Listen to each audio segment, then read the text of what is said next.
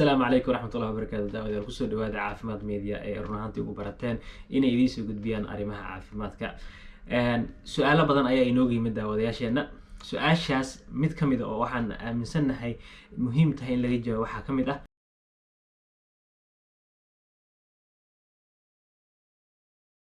رنانتي وسؤال مهم صوته قفق قبا حساسية بولنكا أما بولن ألرجيكا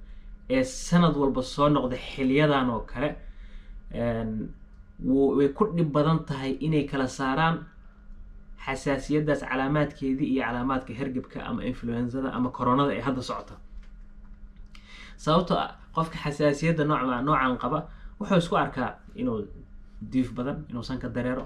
in indhaha dareeraan in cuna xanuun oo isku arko kale qufac qaara xataa heer waxay gaaraan inuu naqaska ku dhago oo qaato daawooyinka inhalaytarada misal isku buufiyo marka qofka soo u kala saari karaa maxaana la gudboon inuu guriga joogo oo shaqadii ama iskuulkii aadin ama inuu maadaama arrintan ay xasaasiyad u badan tahay inuu shaqadiisa iyo iskuulkiisa iska guto hay'adda caafimaadka bulshada ee dalkani Sweden oo loo yaqaan Folkhälsomyndigheten su'aashaas way ka jawaabtay waxaana markay jawaabta ay tahay qofka haddii calaamaadkaas uu isku arko oo run ahaantii labadaba shabaha koronadani way u dhowdahay xasaasiyadani way u dhowdahay qofka waxa la gudboon inuu gurigiisa joogo daawadiisa iyo xasaasiyaadka uu qaato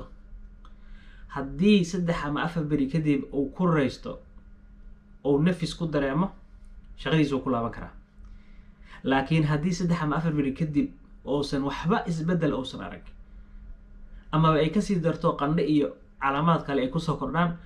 marka xasaasiyad lama dhihi karo taas waxa weeye waa hergeb ama waa corona ama wixii noqoto markaas qofka waxa muhiim ah inuu gurigiisa ku nagaado ilaa uu ka caafimaadayo oo waliba 2 maalmood oo dheeri ah sii jooga ilaa isoo calaamad isku arkin